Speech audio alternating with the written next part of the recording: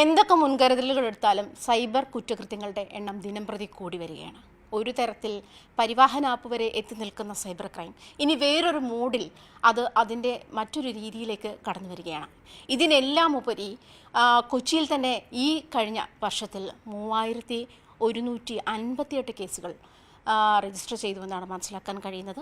എന്തായാലും ഇതിനെതിരെ കൊച്ചിയിലെ സൈബർ പോലീസ് വിങ് അങ്ങേയറ്റം ശക്തമായ നടപടികൾ കൈക്കൊള്ളുന്നുമുണ്ട്. എന്തായാലും നമ്മളോടൊപ്പം സിറ്റി പോലീസ് കമ്മീഷണറുണ്ട്. അദ്ദേഹത്തോട് കൂടുതൽ ചോദിക്കാനുണ്ട്. കാരണം എന്തൊക്കെ മുൻകരുതലുകളാണ്, എന്തൊക്കെ അവയർനെസ്സാണ് ആളുകൾക്ക് നൽകാനുള്ളത് എന്നുള്ള കാര്യം ചോദിക്കേണ്ട. നമസ്കാരം സാർ. നമുക്ക് ഇപ്പോൾ ഞാൻ പറഞ്ഞല്ലോ, സൈബർ ക്രൈംസിൻ്റെ എണ്ണം ദിനംപ്രതി കൂടുകയാണ്.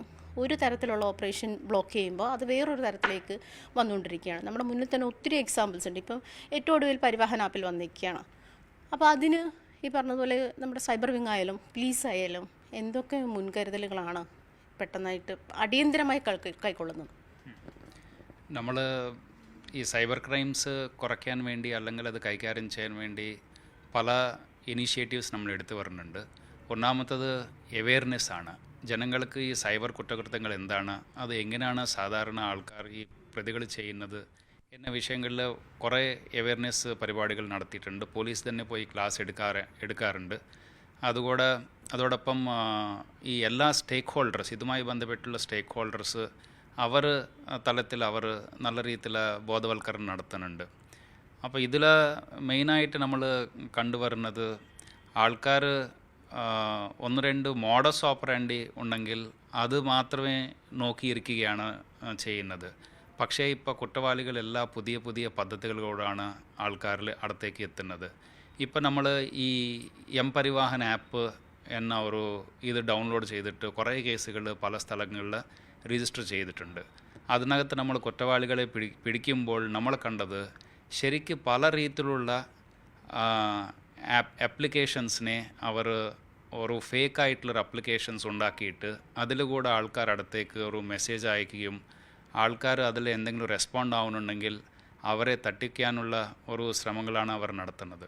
സോ നമ്മൾ പ്രത്യേകം ശ്രദ്ധിക്കേണ്ടത് വെനവർ അപ്പോൾ പുതിയ അറിയാത്ത സോഴ്സിൽ നിന്ന് എന്തെങ്കിലും മെസ്സേജ് വന്നാൽ ഉടൻ തന്നെ റെസ്പോണ്ട് ചെയ്യേണ്ട എന്നതാണ് ഏറ്റവും പ്രധാനപ്പെട്ട കാര്യം. അത് പല രീതിയിൽ നമ്മളടുത്തേക്ക് വരും. നമ്മൾ ഇതൊരു വിദ്യാഭ്യാസമുള്ള ആൾക്കാരോ അല്ലെങ്കിൽ IT മേഖലയിൽ പ്രവർത്തിക്കുന്ന ആൾക്കാർക്ക് പോലും അറിയാൻ പറ്റാത്ത രീതിയിലാണ് അവർ നമ്മളടുത്തേക്ക് ചെല്ലുന്നത്. സോ അത് ആദ്യം നമ്മൾ ചെയ്യേണ്ടത്. രണ്ടാമത്തത് നമ്മൾ കണ്ടതിപ്പോൾ പുതിയ ഇത് വരുന്നത് ഇൻവെസ്റ്റ്മെൻറ്റ് ഫ്രോഡുകളാണ്.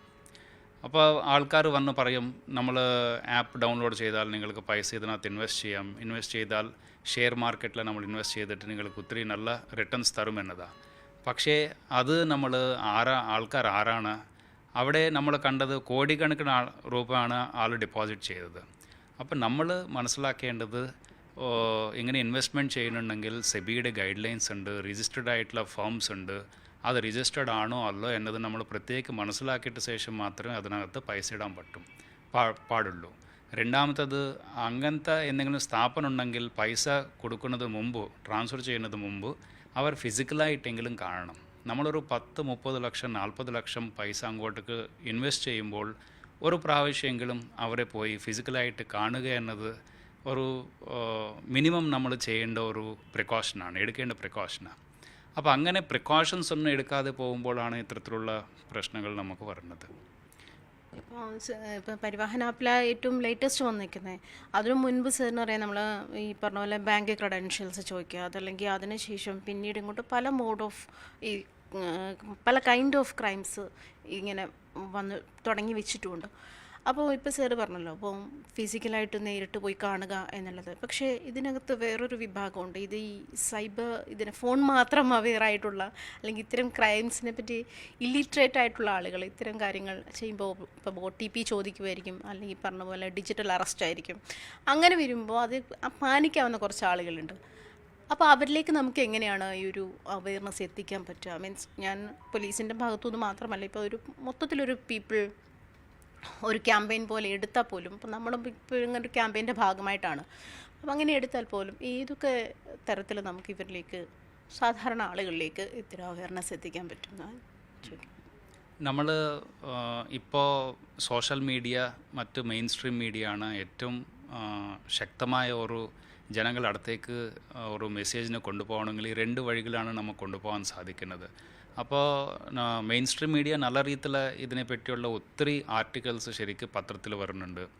അതുപോലെ തന്നെ ഈ എല്ലാ നമ്മൾ പിടിച്ചതോ മറ്റ് അല്ലാതെ റിപ്പോർട്ടാവുന്ന എല്ലാ കേസുകളും നല്ല രീതിയിൽ മെയിൻ സ്ട്രീം മീഡിയയിൽ കവർ ചെയ്യപ്പെടുന്നുണ്ട്. അപ്പോൾ അത് നോക്കിയാൽ തന്നെ നമുക്ക് ഒരുതല പുതിയ പദ്ധതികൾ എന്താണ് അവർ ഉപയോഗിക്കുന്നതെന്ന് അറിയാം.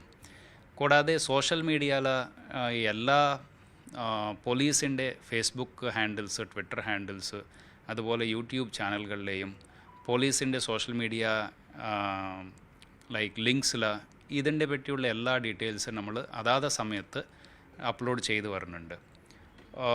മെയിനായിട്ട് നമുക്ക് പറയാനുള്ളത് എന്തെങ്കിലും ഒരു സംശയം വന്നാൽ ഉടൻ തന്നെ 112ലേക്ക് വിളിക്കുകയോ അല്ലെങ്കിൽ ഒരു 1930ലേക്ക് വിളിക്കുകയോ അല്ലെങ്കിൽ ലോക്കൽ പോലീസ് സ്റ്റേഷനായിട്ട് ബന്ധപ്പെടുകയോ എന്നത് നിർബന്ധമായിട്ട് ചെയ്യണം.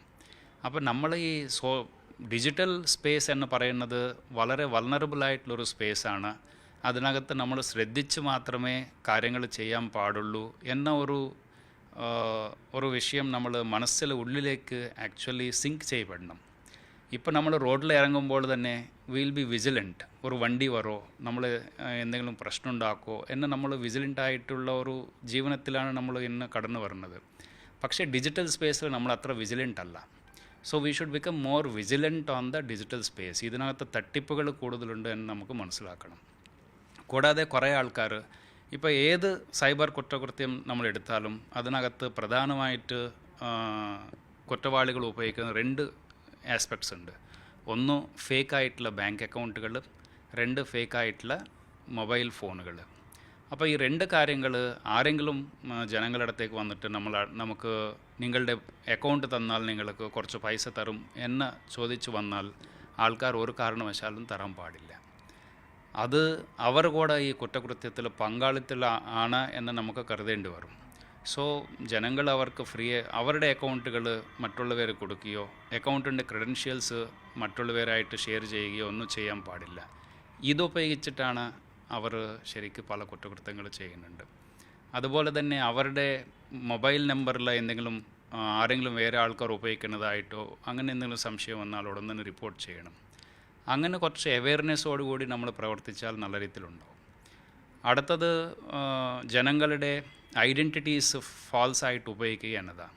അപ്പോൾ പല ആൾക്കാർ നമ്മൾ കണ്ടിട്ടുണ്ട്, വേറെ ആളുടെ ഫോട്ടോ വെച്ചിട്ടോ അല്ലെങ്കിൽ അവരെ ഒരു ഇംപെർസനേറ്റ് ചെയ്തിട്ട് അവർ പോലെ കുറേ ആൾക്കാർക്ക് മെസ്സേജുകൾ അയക്കുക. എനിക്ക് പൈസയുടെ ആവശ്യമുണ്ട്, നിങ്ങളോടൊന്ന് തന്നെ തരുക, ഞാൻ തിരിച്ചു കൊടുക്കും. അപ്പോൾ എനിക്കറിയുന്ന ആൾക്കാർ പോലെ അവർ ഇംപെർസനേറ്റ് ചെയ്യും. എനിക്ക് തന്നെ എൻ്റെ DGPയുടെ ഫോട്ടോ അതിനകത്ത് വെച്ചിട്ട് മുമ്പുള്ള ആൾക്കാർ അപ്പോൾ നമുക്ക് വാട്സാപ്പ് മെസ്സേജ് അയക്കാറുണ്ട്, how are you, like I am in need of some money. അപ്പോൾ നമുക്ക് മനസ്സിലാവും ഇതൊരു തട്ടിപ്പാണ് എന്നത്. പക്ഷേ ജനങ്ങൾ മനസ്സിലാക്കണം, അവർ അറിയുന്ന ആൾക്കാരുടെ പേരിൽ ആരെങ്കിലും ഇംപെർസനേറ്റ് ചെയ്തിട്ട് അവരെ കമ്മ്യൂണിക്കേറ്റ് ചെയ്യുന്നുണ്ടെങ്കിൽ അവർ റെസ്പോണ്ട് ചെയ്യാൻ പാടില്ല. ഒന്ന് വിളിച്ച് സംസാരിക്കാം, അവരായിട്ട് വിളിച്ച് സംസാരിക്കണം. സംസാരിച്ചിട്ട് വെരിഫൈ ചെയ്തിട്ട് മാത്രമേ റെസ്പോണ്ട് ചെയ്യാൻ പാടുള്ളൂ. അതാണ് നമ്മൾ മെയിനായിട്ട് ശ്രദ്ധിക്കേണ്ടത്.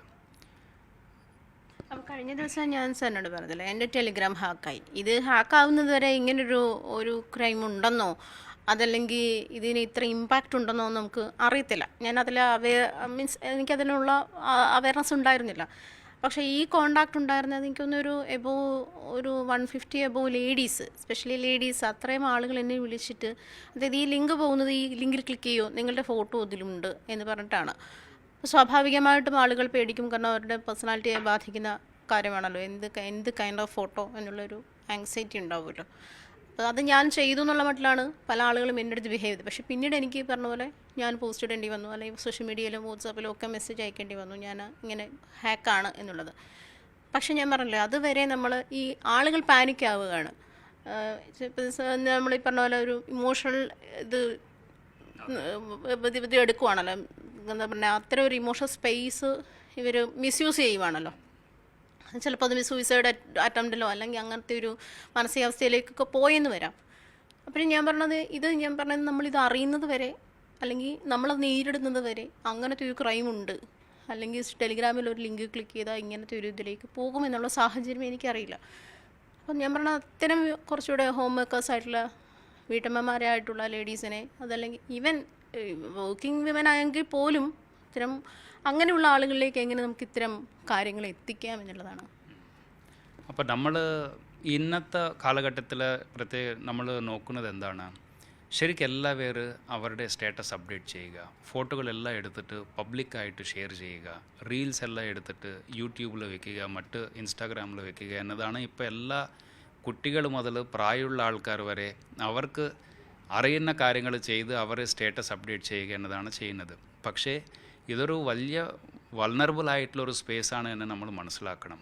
എന്തെങ്കിലും നമുക്ക് നമ്മുടെ ഫോട്ടോസോ വീഡിയോസോ സ്റ്റാറ്റസോ എവിടെയെങ്കിലും പോയി കഴിക്കുന്ന വിഷയങ്ങളോ അല്ലെങ്കിൽ ജോലിയുമായി ബന്ധപ്പെട്ടുള്ള കാര്യങ്ങളോ ഷെയർ ചെയ്യണമെങ്കിൽ ക്ലോസ്ഡ് ഗ്രൂപ്പിൽ ഷെയർ ചെയ്യുക എന്നതാണ് ഏറ്റവും പ്രധാനപ്പെട്ട കാര്യം. പുറത്തേക്ക് പബ്ലിക്കായിട്ട് നമ്മൾ ഇടുമ്പോൾ ഇത് ആര് കാണാൻ പോകുന്നുണ്ട്, കണ്ടവർ ഇതിനെ എങ്ങനെ ഉപയോഗിക്കാൻ പോകുന്നുണ്ട് നാളെ എന്ന് നമുക്കൊന്നും ഉറപ്പിച്ച് പറയാൻ പറ്റില്ല. അതുകൊണ്ട് ഈ ഷെയർ ചെയ്യുന്നത് ഒരു കോഷ്യസ് ആയിട്ട് ഷെയർ ചെയ്യണം. അങ്ങനെ ചെയ്താൽ നമുക്ക് മിക്കവാറും ആക്ച്വലി ഇങ്ങനെ നമ്മുടെ ഫോട്ടോ മിസ്യൂസ് ചെയ്യാൻ അല്ലെങ്കിൽ ഫോട്ടോ മാത്രമല്ല, നമ്മളതിനകത്ത് കുറേ ഡേറ്റ അപ്ലോഡ് ചെയ്യുന്നുണ്ട്. ലെറ്റസ് ഒരാൾ ഗോവ പോയി എന്ന ഫോട്ടോ ഗോവ നിന്ന് അപ്ലോഡ് ചെയ്യുന്നുണ്ട്. അപ്പോൾ എനിക്ക് അവരുടെ ലെറ്റസ് വീടറിയാം. ആൻഡ് ലെറ്റസ് ഞാനൊരു കള്ളനാണ്. അപ്പോൾ എനിക്ക് ശരിക്കും ഒരു ഗോവ ആണ് എന്നറിഞ്ഞിട്ട് അവർ വീട്ടിൽ സുഖമായിട്ട് കയറാം. അവർ വീട് എനിക്ക് അറിയുന്നുണ്ടെങ്കിൽ അല്ലെങ്കിൽ അവർ വീട് എവിടെയാണ് എന്ന വിഷയം അവർ തന്നെ അതിനകത്തിടും. സോ നമ്മളൊരാളുടെ പ്രൊഫൈൽ എടുത്ത് നോക്കിയാൽ അയാൾ വീട് എവിടെയാണ്, എന്താ ജോലി ചെയ്യുന്നുണ്ട്, എവിടേക്ക് പോവും, അപ്പോൾ എന്തൊക്കെ സ്ഥലങ്ങൾ വിസിറ്റ് ചെയ്യാൻ പോയാൽ എത്ര ദിവസം കഴിഞ്ഞിട്ട് വരും എന്ന വിവരങ്ങളെല്ലാം അതിനകത്തുണ്ട്. ആർക്കെങ്കിലും ഒരു തട്ടിപ്പ് നടത്തണമെങ്കിൽ വളരെ സിമ്പിളായിട്ട് അവരുടെ ഇത് പ്രൊഫൈൽ അറിയുക മീൻസ് എന്താ, ഒരാളുടെ പ്രവർത്തനശീലി, അയാളുടെ യാത്രയുടെ എല്ലാ ഡീറ്റെയിൽസ് എൻ്റെ അടുത്തുണ്ട്. അപ്പോൾ ഇപ്പോൾ it is easy to actually defraud them. So നമ്മൾ മനസ്സിലാക്കേണ്ടത് ശരിക്ക് ഇത്തരത്തിലുള്ള ഇൻഫർമേഷൻ പുറത്ത് വിടാതെ കുറച്ചുകൂടി റെസ്ട്രെയിൻറ്റ് ഉണ്ടാവണം, കുറച്ചുകൂടി ഒരു കോഷ്യസ് ആയിട്ടുള്ളൊരു പദ്ധതി വേണം. ജസ്റ്റ് ഐഡൻറ്റിറ്റി ക്രിയേറ്റ് ചെയ്യാൻ വേണ്ടിയുള്ള ഒരു drive towards that they should not become vulnerable. Digital arrest വന്നു, അതുപോലെ ഡാർക്ക് വെബ്, ഡാർക്ക് നെറ്റ്, ആ ഒരു സാഹചര്യം വരുമ്പോൾ ഈ രണ്ട് കാര്യങ്ങളിലും ആളുകൾക്ക് അവരുടെ സമ്പാദ്യം മുഴുവൻ നഷ്ടപ്പെടുന്നൊരു സാഹചര്യമാണ്. ഡാർക്ക് വെബ് ആണെങ്കിൽ അത് വേറൊരു ലോകം ക്രിയേറ്റ് ചെയ്തിട്ട് അതിലൂടെ ഈ പറയുന്നത് പോലെ ആയുധക്കടത്ത്, ലഹരിക്കടത്ത്, നമുക്ക് കൊച്ചിയിൽ തന്നെ അത്തരം അറസ്റ്റുകളും നടന്നിട്ടുണ്ട്. അതിൽ പോലീസ് പറ്റുന്നതിലധികം ഇനിഷ്യേറ്റീവും എടുത്തിട്ടുണ്ടെന്നാണ് മനസ്സിലാക്കാൻ കഴിയുന്നത്. പക്ഷേ എന്നിരുന്നാൽ പോലും അത്തരമൊരു സാഹചര്യത്തിലേക്കാണ് ചെന്നപ്പെടുന്നത്. ഇപ്പം ഡിജിറ്റൽ അറസ്റ്റ് ആണെങ്കിൽ കേന്ദ്ര സർക്കാർ ഉൾപ്പെടെ നമ്മുടെ ഡയൽ ടോൺ ഉൾപ്പെടെയുള്ള മെസ്സേജുകൾ ഓരോന്നിലും OTP കൊടുക്കരുത്, അതല്ലെങ്കിൽ ഇങ്ങനെ ഡിജിറ്റൽ അറസ്റ്റ് എന്ന് പറയുന്നൊരു സാഹചര്യം ഇല്ല. അങ്ങനത്തെ അവയർനെസ് ഈവൻ ഈ ഇൻഫ്ലുവൻസ് വഴി യൂട്യൂബ് ഇൻഫ്ലുവൻസേഴ്സ് വഴിയും ഈ ഇത്തരം അവയർനെസ് നടത്തുന്നുണ്ട്. പക്ഷേ എന്നിരുന്നാൽ പോലും ഇപ്പോഴും കൊച്ചിയിൽ തന്നെ എത്രയോ ക്രോസാണ് ആളുകൾക്ക് നഷ്ടപ്പെട്ടിട്ടുള്ളത്. അത് ഡാർക്ക് വെബിൻ്റെ ഈ സാഹചര്യം അങ്ങനെ തന്നെയാണ്. ഈ രണ്ട് കാര്യം വല്ലാണ്ട് ബുദ്ധിമുട്ടുണ്ടാക്കുന്നുണ്ട് പോലീസിനെ. അപ്പോൾ ഡാർക്ക് വെബ് എന്നത് ഒരു പ്രൈവറ്റ് നെറ്റ്വർക്കാണ്. അത് പുറത്ത് അവരുടെ ക്രെഡൻഷ്യൽ ഷെയർ ചെയ്യാൻ പറ്റാത്ത ഒരു പ്രൈവറ്റ് നെറ്റ്വർക്കാണ്. അപ്പോൾ ഈ അടുത്ത് ജനങ്ങൾ ചിന്തിക്കുന്നത് ഡാർക്ക് വെബിൽ പോയി നമ്മൾ എന്തെങ്കിലും ചെയ്താൽ ജനങ്ങൾ കുറ്റവാളികൾ, അത് പോലീസ് അറിയില്ല എന്ന ഒരു വിഷയമാണ്. പക്ഷേ ഈ അടുത്ത് തന്നെ നമ്മൾ കണ്ടാൽ ഈ നാർക്കോട്ടിക്സ് കൺട്രോൾ ബ്യൂറോ നമ്മുടെ കേരള ATS ആയിട്ട് ചേർന്ന ഒരു കെട്ടമലൻ എന്ന ഒരു ഡാർക്ക് വെബിൽ കൂടി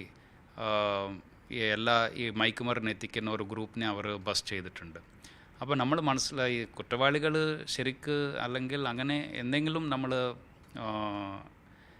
ഡാർക്ക് വെബിൽ കൂടി എന്തെങ്കിലും കാര്യങ്ങൾ ചെയ്താൽ ഇത് ആരും അറിയില്ല എന്നത് ശരിയാവില്ല.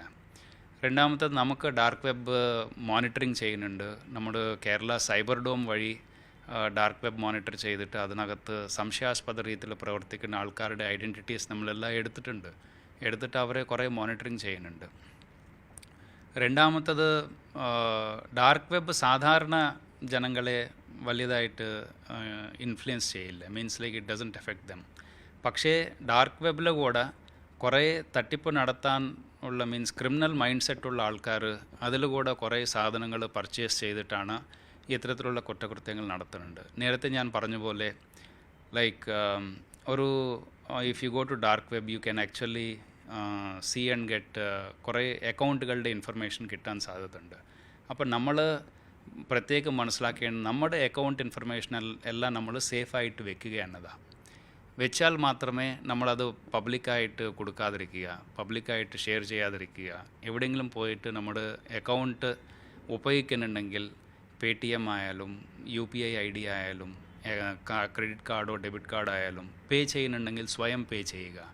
അത് നിങ്ങളുടെ പാസ്വേഡ് മറ്റുള്ളവർ അറിയുന്നില്ല എന്ന ഒരു കാര്യം ഉറപ്പുവരുത്തുക. അത്തരത്തിലുള്ള കെയർ എടുത്താൽ നമുക്ക് ശരിക്ക് വി ക്യാൻ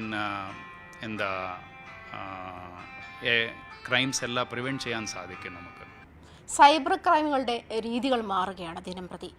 എന്നിരുന്നാൽ പോലും പോലീസ് അതിൽ ഓരോ തരത്തിലുള്ള ക്രൈമുകൾ വരുമ്പോഴും അതിനെ ഏതൊക്കെ തരത്തിൽ ബ്ലോക്ക് ചെയ്യാമെന്നുള്ള ഇന്നോവേഷൻസുമായിട്ട് പോലീസ് രംഗത്തുണ്ട് താനും.